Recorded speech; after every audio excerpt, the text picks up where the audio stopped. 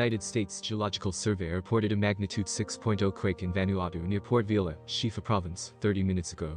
The earthquake hit early morning on Saturday, May 20, 2023, at 2:38 a.m. local time at a shallow depth of 10 kilometers.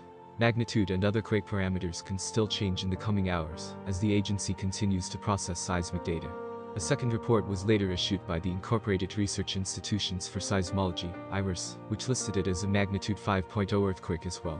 Other agencies reporting the same quake include France's Réseau National de Surveillance Sismique, RéNaSS, at magnitude 5.0, the citizen-seismograph network of RaspberryShake at magnitude 5.0, and the German Research Center for Geosciences, GFC, at magnitude 4.9.